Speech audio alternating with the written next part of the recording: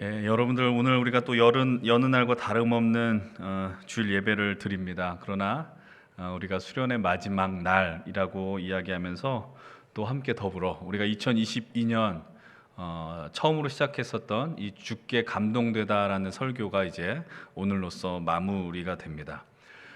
매주 주께 감동된다라는 것이 어떤 것인가, 그리고 감동될 때 우리가 어떤 행동 양식을 드러내며 하나님의 사람으로 살아가는지 이제 오늘로서 벌써 8번째 시간을 맞이하였습니다. 계속해서 우리가 나누었지만 하나님의 말씀으로 감동되며 산다는 게 어떤 특이한 행동을 한다든지 갑자기 삶이 변화되었다 이런 것이 아니라 그냥 우리 일상 속에서 누리는 삶의 모습, 거기에서 그 감동의 삶이 드러난다라는 것이죠. 너무나도 뻔한 삶이라고 말씀드렸습니다. 말씀에 감동되게 될 때 우리는 하나님의 말씀에 순종하고 결단하고 또 기도하는 삶을 살아낸다라는 것이죠. 이 뻔하고 당연한 삶이지만 그것이 얼마나 강력한 하나님의 은혜의 삶이 되는지 우리들이 말씀을 통해 확인했고, 또 우리들도 그런 삶을 소망하면서 우리 믿음의 길을 함께 걸어 나갈 수 있었으면 좋겠습니다. 지난주 우리가 느헤미야의 기도를 통해서 하나님의 크신 역사에 참여하고 우리들 자신이 무엇을 해야 할지 기도 가운데 우리가 초점을 맞출 수 있다라고 말씀을 드렸고, 또 기도하는 가운데 우리로 하여금 행동하게 한다라는 말씀을 살펴보았습니다. 그리고 여러분들 특별히 또 참여하지 못하신 분들 나중에 기회가 되면 그 말씀을 또 나누겠지만, 어제 저녁 집회 시간을 통해 느헤미야 8장의 말씀을 나누었고요. 하나님께 감동된 백성들이 어떤 결단과 모습을 드러냈고 또 하나님만으로 기뻐하는 삶을 결단하였는지 함께 나누어 보았습니다. 이스라엘 백성들이 수문학 광장에서 우리로 치면 큰 부흥회를 마쳤습니다. 그리고 부흥회를 가진 다음에 그들이 그 자리에 머무르지 않고 또 회개하며 결단을 하게 되는데, 그 결단들이 느헤미야 10장 이후로 등장하게 됩니다. 간단하게 몇 가지만 살펴보겠습니다. 느헤미야 10장 30절의 말씀을 통해 어떤 결단을 하는지 보기 원합니다. 함께 읽겠습니다. 시작. 우리의 딸들을 이 땅 백성에게 주지 아니하고 우리의 아들들을 위하여 그들의 딸들을 데려오지 아니하며. 여러분 어디서 많이 본 장면 같죠? 에스라가 회개했었을 때 이방인들과의 결혼을 하지 않겠습니다, 이 결단한 것을 아마 기억할 것입니다. 이들도 수문학 광장에서 하나님의 말씀 앞에 감동받고 첫 번째로 결단한 것이 우리가 이방인과 결혼하지 않겠노라라는 것이죠. 단순히 외국 사람과 결혼하지 않습니다라는 의미가 아니라 하나님을 배격하고 하나님을 믿지 않는 자들과 함께하지 않겠습니다. 그들로부터 하나님을 알게 하는데 방해하는 것으로부터 우리가 과감하게 분리하겠습니다라는 결단이 이 결혼에 대한 결단이었다라고 말씀을 드렸어요. 두 번째는 어떤 결단을 하냐면은 바로 안식일과 안식년에 대한 결단이었습니다. 10장 31절 역시 함께 보겠습니다. 시작. 혹시 이 땅 백성이 안식일의 물품이나 온갖 곡물을 가져다가 팔려고 할지라도 우리가 안식일이나 성일에는 그들에게서 사지 않겠고 일곱째 해마다 땅을 쉬게 하고 모든 빚을 탕감하리라 하였고. 방금 이야기한 이 안식일과 안식년에 대한 어떤 깊은 의미를 설명하기에는 오늘은 너무나도 부족합니다. 나중에 정말 시간을 갖고 나누면 좋겠는데, 결국은 이 안식일을 지키는 이유 역시 그냥 내가 쉰다라는 의미가 아니에요. 하나님께서 우리로 향하여 주시는 은혜, 그 하나님과의 신뢰로 인하여 새겨지는 그 시간이 바로 안식일이고 안식년이라는 거예요. 그것을 우리들이 결단하며 지키겠다라고 그들이 수문학 광장 성회 이후에 말씀을 하고 있는 겁니다. 이제 세 번째로 그들이 결단하는 것이 있습니다. 10장 37절이에요. 또 화면에 있는 말씀 역시 함께 읽어보겠습니다. 37절 시작. 또 처음 익은 밀의 가루와 거제물과 각종 과목의 열매와 새 포도주와 기름을 제사장들에게로 가져다가 우리 하나님의 전에 여러 방에 두고 또 우리 산물의 11조를 레위 사람들에게 주리라 하였나니 이 레위 사람들은 우리의 모든 성읍에서 산물의 11조를 받는 자임이며. 하나님의 성전을 지키는 이들, 그 자리에 쓰임받는 자들이 레위인들이라 그랬고, 그 레위인들의 주 수입원은 11조라는 이야기였어요. 근데 그 11조를 내겠다라고 그들은 결단한 겁니다. 다시 말하면 그 전까지는 백성들이 11조를 드리지 않았고 그것을 통해서 레위인들이 생존할 수 없어 하나님의 성전의 역사들이 제대로 펼쳐지지 못했고 말씀이 온전히 드러나지 못했다. 우리가 이전에 그것을 또 말씀을 통해 나누었었어요. 그러나 이들이 수문학 광장에서 하나님 말씀으로 감동받고 하나님 앞에 결단함으로 이제 이 세 가지 이 결단을 하게 되었습니다. 움직이기 시작한 것이죠. 그런데 우리는 늘 역사를 보면서 늘 보는 것은 무엇이냐면 역사는 반복된다라는 것입니다. 오늘 본문 13장의 이야기에는 앞에 이 결단들이 너무나도 무색할 정도의 모습을 발견하게 되는 겁니다. 왜 제가 이런 이야기를 할까요? 여러분들 본문 4절, 이제 오늘 우리가 선택한 본문 4절을 통해 느헤미야를 읽으면서 기억해야 하는 사람이 한 명 등장하는데 바로 도비야라는 사람입니다. 우리 한번 4절을 함께 좀 보면 좋겠습니다. 4절입니다. 시작. 이전에 우리 하나님의 전의 방을 맡은 제사장 엘리야십이 도비야와 연락이 있었으므로 도비야를 위하여 한 큰 방을 만들었으니. 여러분, 도비야는 어떤 사람이냐 하면은 예루살렘으로 돌아온 이들이 성벽을 재건할 때 가장 극렬하게 반대했었던 사람 중에 한 명입니다. 바로 도비야이고 이 뒤에 산발랏이라는 사람이 등장합니다. 근데 이 도비야라는 사람이 어떤 일을 벌였느냐면 하나님의 전의 방, 그러니까 성전을 관리하는 제사장과의 이 관계가 있었다, 연락이 있었다라고 성경은 증언을 합니다. 이 연락이라는 단어는 그저 우리가 그냥 전화 통화하는 그런 수준의 연락이 아니라 이 제사장과 이 도비야가 엄청난 친밀한 관계가 있었음을 표현해 주는 거예요. 어느 정도로 가까워 주냐면은 도비야를 위하여 방을 만들어 주었다라고 이야기합니다. 여러분, 아무에게나 이런 방을 내어 줄까요? 그렇지 않습니다. 여러분, 근데 여기까지 100번 양보할 수 있어요. 근데 방을 어디까지 만들어 주었느냐? 5절을 한번 읽어 보십시다. 5절 말씀을 같이 한번 읽겠습니다. 시작. 도비야를 위하여 한 큰 방을 만들었으니 그 방은 원래 소재물과 유향과 그릇과 또 레위 사람들과 노래하는 자들과 문지기들에게 11조로 주는 곡물과 새 포도주와 기름과 또 제사장들에게 주는 거제물을 두는 곳이라. 이 방은 성전을 위해 일하는 자들을 위해 그리고 성전에 쓰이는 물질이 있는 보관하는 방이었어요. 그런데 이들이 이 방을 용도대로 사용하지 않고 도비야를 위하여 새롭게 방을 만들었다라는 사실입니다. 여러분들 이 문구를 말씀을 읽으면서 좀 의아해 하셔야 됩니다. 우리가 처음에 말씀을 시작했을 때 말씀에 감동받고 결단되어 한 이들의 모습을 살펴봤었거든요. 근데 13장으로 오니까 어떤 일들이 벌어지느냐? 하나님의 전에 엉뚱한 사람, 성벽을 재건하는데 제일 방해한 사람의 방을 만들어 주었다라는 것이죠. 여러분, 10장 마지막에 보면 이들은 결단하였습니다. 어떤 결단을 하느냐? 우리 하나님의 전을 버려두지 않겠습니다. 엄청난 어마어마한 결단을 이들이 했어요. 근데 성경이 몇 장이 넘어가니까, 몇 페이지를 넘어가니까 어떤 일들이 벌어지고 있습니까? 엉뚱한 짓들을 벌이고 있다라는 거예요. 여러분, 이 일의 중심에 누가 있느냐? 그냥 일반 사람들이 아닙니다. 제사장이 포함되어 있어요. 성전을 관리 감독해야 하며 예배를 주관하는 제사장이 그 핵심에 있다라는 것이죠. 이 엘리야십이 벌인 일이 이것만이 나쁜 일이 있는 게 아닙니다. 13장 28절에 보면은 산발랏이라는 사람과 사돈관계를 맺었다라고 이야기하는데, 이 산발랏 역시 도비야처럼 성전을 방해하는데, 성벽 재건을 하는데 방해하는 가장 악한 존재였다라는 것이죠. 이 제사장이 이런 나쁜 사람들과 합력하여 하나님의 영광을 가리우는 데 있었다라는 겁니다. 한번 질문을 해보십시오. 어떻게 이런 일이 일어날 수 있는지.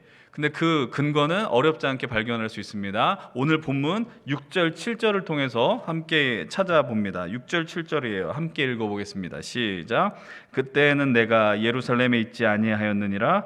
바벨론 왕 아닥사스다 32년에 내가 왕에게 나아갔다가 며칠 후에 왕에게 말미를 청하고 예루살렘에 이르러서야 엘리야십이 도비야를 위하여 하나님의 전뜰에 방을 만든 악한 일을 안지라.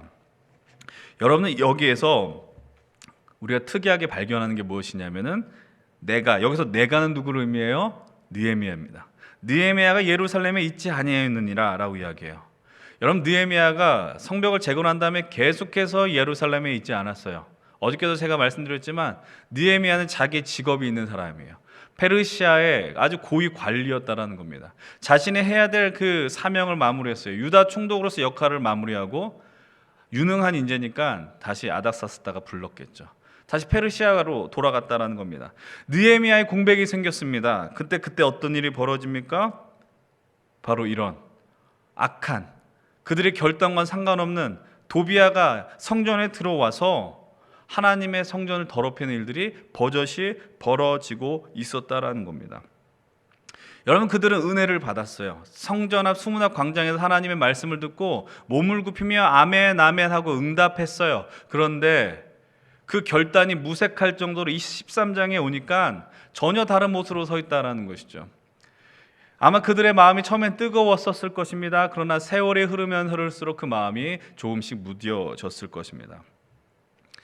근데 여러분이 오늘 본문의 이야기가 쉽게 말하면 실패의 이야기죠. 실패의 이야기가 그리 우리에게 낯설지 않은 이야기다라는 것입니다.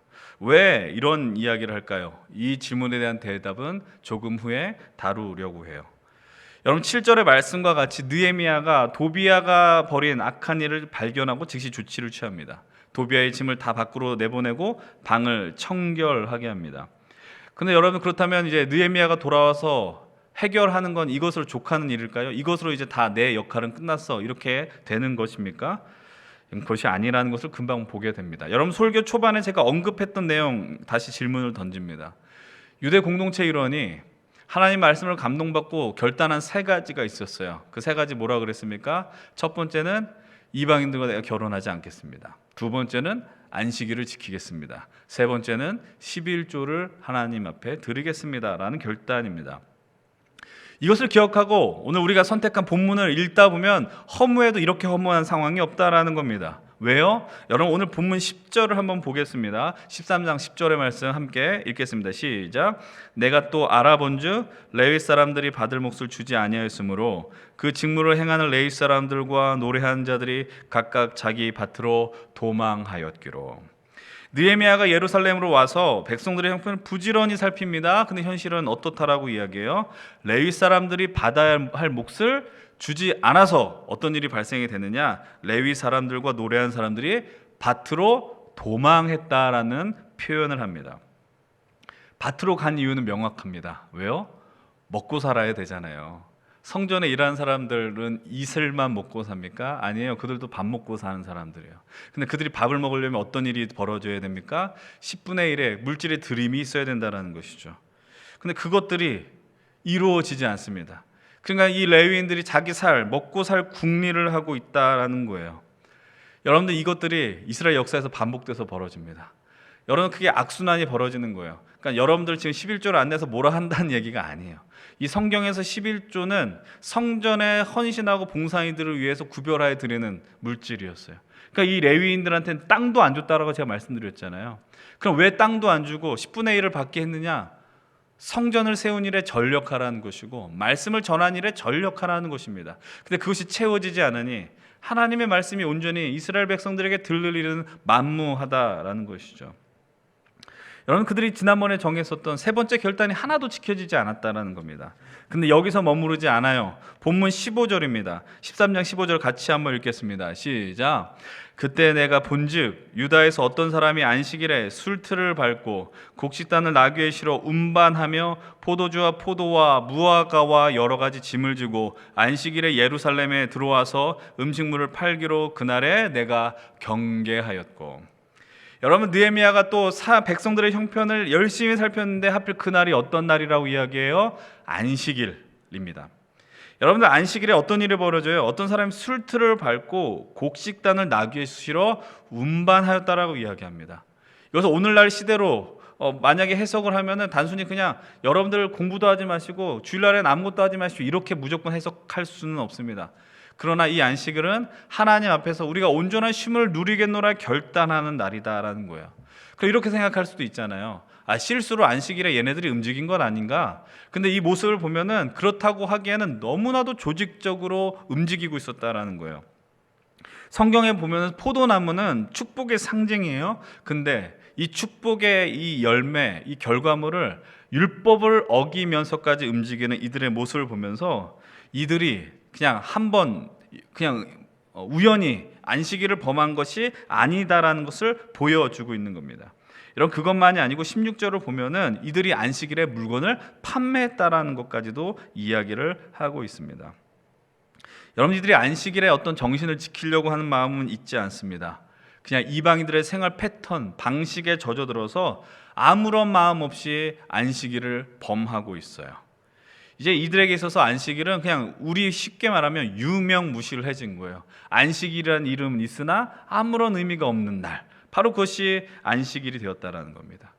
느헤미야는 이 장면을 보면서 또 분노하고 이들이 다시 온전하게 회복될 수 있도록 그 상황을 돌이켜 결단하였어요. 여러분, 여기서 끝나면 또 좋겠는데 여전히 이스라엘 백성은 또 실패하고 있습니다. 본문 23절 한번 또 읽겠습니다. 23절입니다. 시작. 그때 내가 또 본즉 유다 사람이 아스돗과 암몬과 모압 여인을 맞아 아내로 삼았는데, 여러분들 유다 사람들이 쉽게 말씀드리면 이방 여인들과 결혼했다라는 이야기를 합니다. 느헤미야 13장을 딱 열면은 모압 사람과 암몬 사람들이 들어오는 걸 막았다라는 구절이 나왔는데 몇 구절 지나지 않아서 이 말씀을 스스로 위반하게 됩니다. 그 결과 어떤 일이 벌어져요? 24절도 한번 유심히 보면 좋겠어요. 24절입니다. 시작. 그들의 자녀가 아스돗 방언을 절반쯤은 하여도 유다 방언은 못하니 그 하는 말이 각 족속의 방언이므로. 유다 백성들의 후손이 아스돗 방언을 한답니다. 그러니까 이방인의 언어를 하는데 정작 무엇을 못한다라고 이야기합니까? 유다인의 언어를 못한다라고 이야기해요. 이 상황은 무엇을 의미합니까? 여러분들 100% 다 이렇진 않지만 보통 자녀를 양육하면 자녀들이 태어나서 제일 많이 영향을 받는 존재는 어머니입니다. 그렇죠? 그러니까 우리가 어떤 말을 할 때 모국어라는 표현을 쓰잖아요.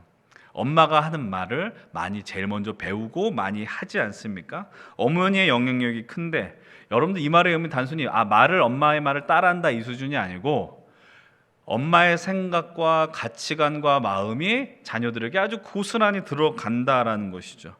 여러분들 자녀들을 양육할 때 그냥 일부러 가르쳐 주지도 않았는데 흡수하는 것들이 있어요. 여러분들도 보면 흠칫 놀라는 게 뭐냐면 여러분들 부모님 하는 말을 아무렇지도 않게 쓸 때가 종종 있더라라는 거예요.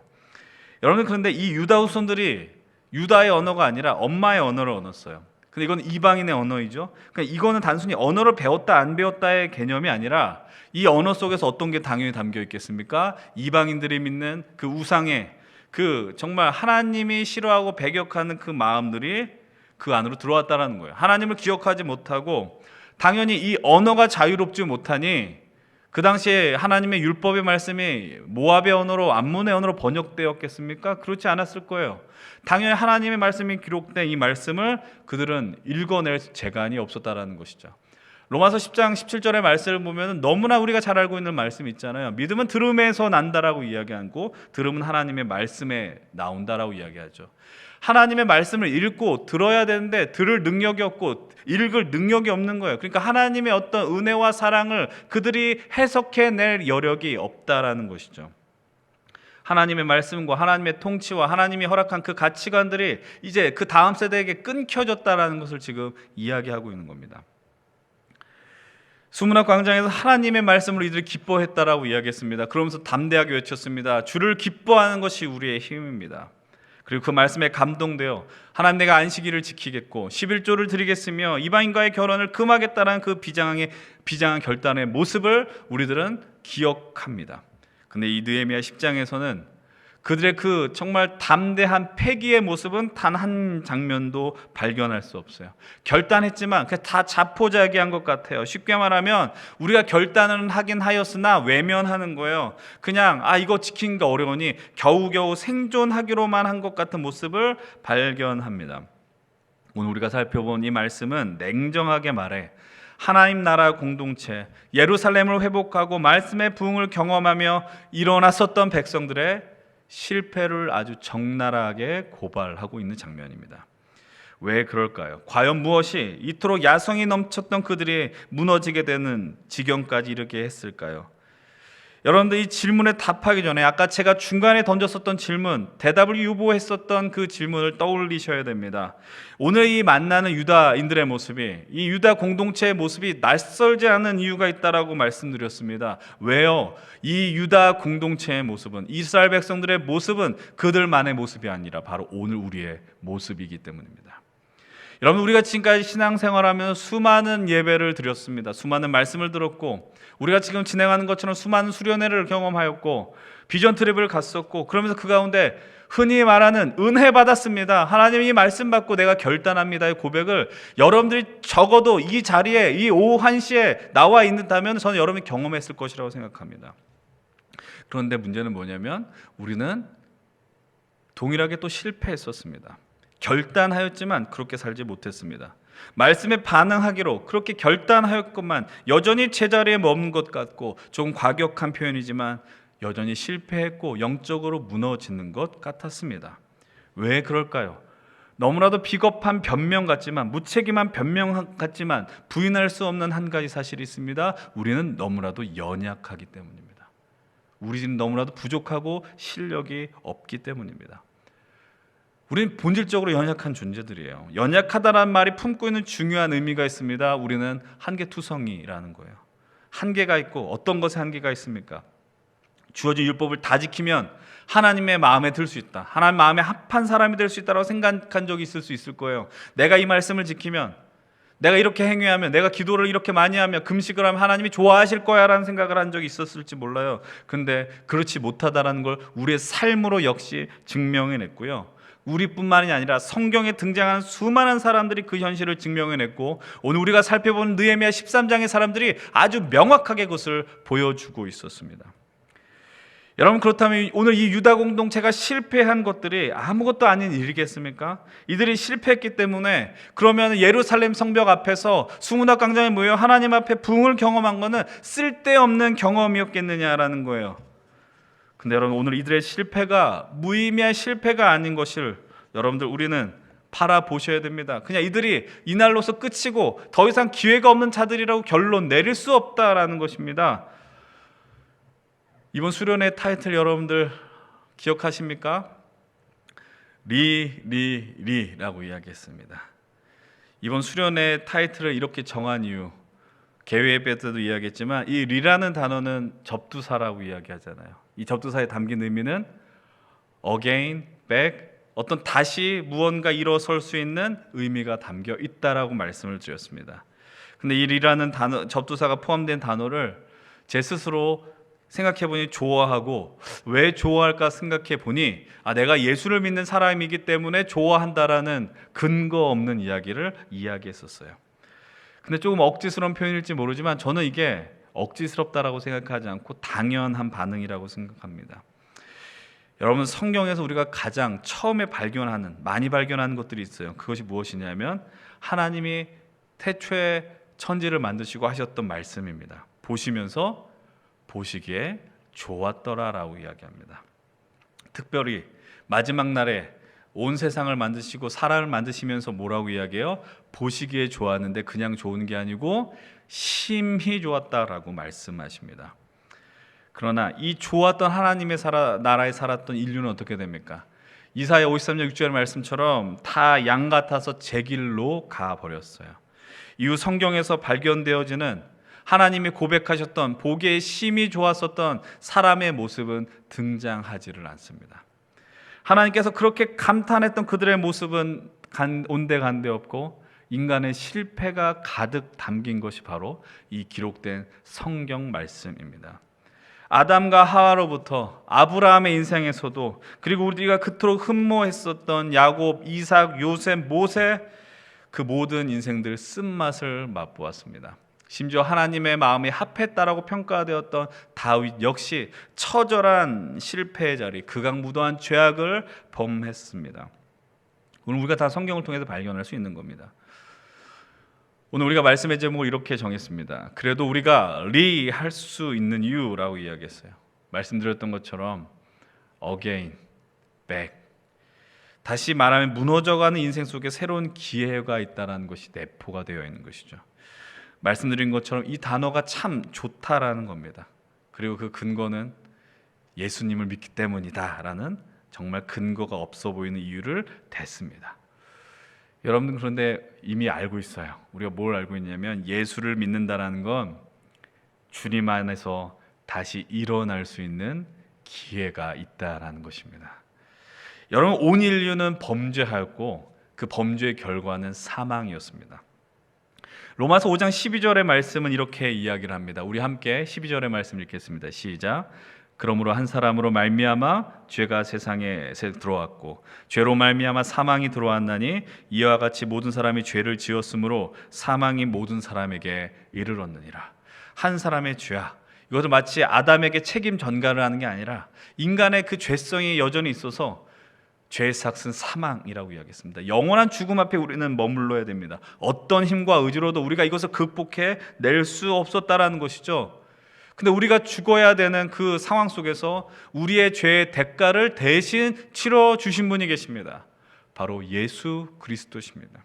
예수 그리스도의 십자가 사건을 통하여 어떤 일이 벌어집니까? 로마서 5장 17절 18절은 이렇게 이야기합니다. 함께 고백하십시다.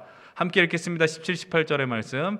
한 사람의 범죄로 말미암아 사망이 그 한 사람을 통하여 왕노릇하였은즉 더욱 은혜와 의의 선물을 넘치게 받는 자들은 한 분 예수 그리스도를 통하여 생명 안에서 왕노릇하리로다. 그런즉 한 범죄로 많은 사람이 정죄에 이른 것 같이 한 의로운 행위로 말미암아 많은 사람이 의롭다 하심을 받아 생명에 이르렀느니라.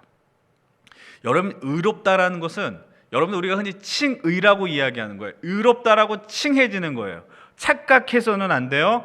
여러분들이 어떤 행위를 해서 하나님이 여러분들 보면서 예쁘다, 의롭다라고 이야기하는 게 아니에요. 예수께서 우리를 위하여 대신 우리의 죄의 대가를 치르시고 그 당신의 생명과 우리의 생명을 맞바꾸어 주셨고, 그래서 하나님께서 말씀하시는 거예요. 너는 예수 그리스도의 십자가로 이제는 더 이상 죄인이 아니라 의롭다 칭함을 받는 의인이 되었다라는 거예요. 칭해지는 거예요. 우리의 힘과 능력으로 의인이 되었습니다라고 이야기하는 게 아니라 예수의 죽음으로 인하여서 이제 너희는 의인이라고 하나님이 칭해 주셨다라는 것입니다. 여러분, 우리가 이 자리에 있을 수 있는 이유는 근거는 그래서입니다. 오늘 우리 말씀과 같이 우리가 낙심하고 좌절하고 절망하는 순간이 반드시 옵니다. 예수 믿고 살아가지만 여전히 실패하면 또 좌절하는 거예요. 내가 그렇게 은혜 받았는데, 내가 그렇게 열심히 기도했는데, 하나님의 영광 안에 있었는데 또 실패하는 스스로의 모습을 보면서 낙담하는 것이죠. 근데 거기서 끝이 될 수 없는 이유는, 리할 수 있는 이유는 예수 그리스도 한 분 때문이라는 것을 우리는 이 시간 고백하셔야 되는 겁니다. 여러분, 그래서 이 놀라운 은혜를 가장 크게 아주 격렬하게 맛본 자가 있습니다. 바로 예수 그리스도의 수제자라고 불렸던 베드로이죠. 베드로만큼 성경에서 철저하게 실패한 자가 없습니다. 예수님의 제자라고 하였고 제일 된 제자라고 해서 어떤 위치에서든지 적극적으로 움직였습니다. 반응했습니다. 예수님 물 위로 걸어 나오라 할 때 시키지 않는 일, 주님 내가 물 위를 걷겠습니다라고까지 한 자가 바로 베드로였습니다. 근데 여러분들, 예수님이 십자가 앞에 놓였을 때 그는 역시 또 적극적으로 도망쳤습니다. 그 누구보다 적극적으로 나는 저자를 모른다라고 부인합니다. 저주하면서 모른다라고 부인하였습니다. 근데 요한복음 21장에 실패의 자리에 있었던 베드로를 향하여 주님이 3번 질문하시죠. 네가 나를 사랑하느냐? 그리고 새로운 사명을 주십니다. 네가 내 양을 먹여라.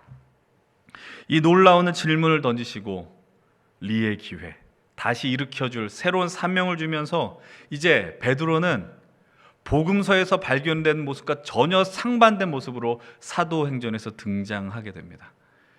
이런 복음서의 끝과 사도행전의 끝은 몇 년의 세월이 지난 게 아니에요. 약 50일의 시간이 지나서 등장하는 게 사도행전입니다. 전혀 다른 인생이 될 수 있는 이유는 무엇입니까? 예수님이 주신 기회를 베드로가 붙들었기 때문입니다. 그래서 베드로는요, 초대교회 성도를 향해서 위로하고 격려하게 쓴 편지 가운데 이 이야기를 하는 겁니다. 베드로서 3장 9절의 말씀을 함께 읽어보겠습니다. 시작. 속은 어떤 이들이 더디다고 생각하는 것 같이 더딘 것이 아니라 오직 주께서는 너희를 대하여 오래 참으사 아무도 멸망하지 않고 회개하게 이르기를 원하시느니라. 또 9절 말씀을 보면 이렇게 15절의 말씀 보면 이렇게 이야기합니다. 또 우리의 주의 오래 참으심이 구원이 될 줄로 여겨라 라고 이야기합니다. 누가 이야기한 거예요? 베드로가 이야기한 겁니다. 그럼 베드로가 이렇게 이야기하는 게 이해가 되지 않습니까? 여러분들, 우리는 우리가 참는다라고 생각했습니다. 우리가 인내한다라고 생각했습니다. 아니었습니다. 우리 주님이 참고 계십니다. 지금도 참고 있습니다. 왜요? 기다리는 거죠. 구원의 은혜의 자리로 우리를 자꾸 불러주신다라는 거예요. 다시 말하면 우리에게 세컨 찬스를, 기회를 허락하신다라는 겁니다. 오늘 본문에서의 느헤미야도 동일합니다. 철저하게 실패한 이스라엘을 포기하지 않아요. 자신이 결단한 일들에 대해서 나는 들은 적도 없다라는 태도로 있는 이들을 향해서 느헤미야는 또다시 기도를 드립니다. 근데 어떤 기도를 하는지 한번 볼게요. 여러분 14절을 보면 이렇게 이야기합니다. 내 하나님이여, 이 일로 말미암아 나를 기억하옵소서. 내 하나님의 전과 모든 직무를 위하여 내가 행한 선한 일을 도말하지 마옵소서. 안식일을 범한 이들을 회복시키며 이렇게 또 기도합니다. 22절입니다. 내가 레위 사람들에게 몸을 정결하게 와서 성문을 지켜서 안식일 거룩하게 하라 했느니라. 내 하나님이여, 나를 위하여 이 일도 기억하시옵고 주의 크신 은혜대로 나를 아끼시옵소서. 이제 세 번째로 드리는 기도, 그들 이방인들과의 결혼을 하며 어겼던 그들을 보면서 이렇게 기도합니다. 31절은 함께 읽겠습니다. 31절 시작. 또 정한 기한에 나무와 처음 익은 것을 드리게 하였사오니 내 하나님이여, 나를 기억하사 복을 주옵소서. 여러분, 실패의 자리에 있었던 이스라엘을 회복의 자리로 인도하면서 느헤미야가 드린 기도를 여러분들 한번 보셔야 됩니다. 여러분, 느헤미야의 기도가 조금 이상한 것 같아요. 그전엔 뭐라고 기도했냐면 하나님, 이 백성들을 기억해 주십시오라고 기도합니다. 근데 오늘은 뭐라고 기도하냐면은 주님, 나를 기억해 주십시오. 좀 달라지지 않았어요? 나를 기억하다라고 이야기해요. 왜 이런 기도를 드렸을까요? 단순하게 생각하면 하나님, 이들이 너무나도 타락해서 그냥 구제불능이니 그냥 저라도 살려주십시오, 이런 기도를 한 것입니까? 그런 것이 아닙니다. 느헤미야는 알고 있었어요. 뭘 알고 있느냐? 하나님은, 내가 믿는 그 하나님, 거룩하시고 위대한 하나님은 이스라엘을, 나를, 우리들을, 이 자리에 있는 여러분들을 리할 수 있도록 기회를 주시는 하나님, 다시 말하면 인내하고 참고 견디시고 기다리는 하나님이심을 알고 있었다라는 거예요. 그리고 자신을 놓고 기도하는 겁니다. 하나님께서 우리를 포기하지 않는 것을 내가 알고 있으니 하나님이 허락하신 이 사명의 자리, 이 말씀의 자리를 나도 인내하며 기다리고 있겠습니다. 하나님의 마음을 따라 이 이스라엘 백성들을 포기하지 않고 살겠습니다라고 결단의 기도를 드리고 있는 겁니다. 오늘 우리가 이제 사순절 첫 번째 주일을 보내게 됩니다. 여러분, 사순절은 예수님의 고난과 십자가 그리고 부활을 앞두고 있는 주일을 제한 40일을 의미하는 것이 사순절입니다.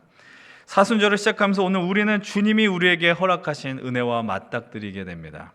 하나님의 은혜 가운데 우리가 수련회를 진행했고, 이제 수련회 이후 오늘 예배 후에 마을 모임으로 모든 수련회가 마무리가 됩니다. 그 마무리됨 속에서 우리는 또 감사하고 하나님이 부어주신 은혜로 새 힘을 얻고자 합니다. 아니, 오늘 예배를 통해서도 우리는 새 힘을 얻기를 원하고 결단하기를 원합니다. 그런데 여전히 우리의 결단과 소망을 넘어뜨리려고 하는 시도와 노력들은 계속해서 벌어질 것이고 여러분들 반드시 실패하실 것입니다. 그러나 그럼에도 우리가 놓치지 말아야 할 것이 있습니다. 기억해야 하는 것이 있습니다. 하나님께서 오래 참으심으로 여전히 우리를 기다리시고 다시 우리가 할 수 있게 하시는 은혜의 하나님이시다라는 것을 여러분들 놓치어서는 안 됩니다. 이 말의 의미는 어차피 하나님 기다리시고 어차피 기회를 주시니 나 대충 살면 되는구나 라는 의미가 아니에요. 오늘 인간의 실패와 죄악으로 우리 여전히 불완전한 이 시대를 살아가고 있지만 우리가 늘 마음속에 품고 살아가야 하는 것이 있습니다. 이 시대를 향한 하나님의 역사하심, 하나님은 여전히 오늘 우리가 살아가는 이 나라와 민족과 이 시대를 버리고 있지 않다, 포기하지 않고 있다는 것을 여러분들 믿음으로 고백해야 되는 것입니다. 오늘도 여전히 하나님은 하나님의 그 열정과 열심을 다하여 우리를 향한 시선을 놓치지 않고, 우리가 또 낙심하고 절망하고 또 실패하지만 그 실패 현장 속에 우리를 죽지 않게 하시며 손을 내밀어서 다시 일으킬 수 있는 힘을 주신다라는 것이죠. 여러분, 그 믿음을 갖고 오늘도 다시 한번 그 회복의 걸음을 감당하시길 다시 한번 간절히 소망합니다. 그리고 또 바라옵기는 우리 사랑하는 이 연신교회 힘센 청년 공동체가 여러분들의 삶에 하나님의 영광을 보게 하는 귀한 공동체가 되길 정말 소망합니다. 여러분이 정말 이 귀한 믿음의 동역자가 있는 것으로 감사하시고 기뻐하시고, 그래서 우리가 서로 넘어지는 것을 볼 때 저 인간이 저럴 줄 알았구나라고 이야기하는 게 아니라, 하나님이 저 인간도 기회를 주시는데 내가 뭐라고 판단하고 정죄하느냐. 손을 내밀 수 있는 사람들이 되셔야 됩니다. 서로에게 기도할 수 있고 품을 수 있는 하나님 나라를 세워 가시기를 주의 이름으로 간절히 축원을 드립니다.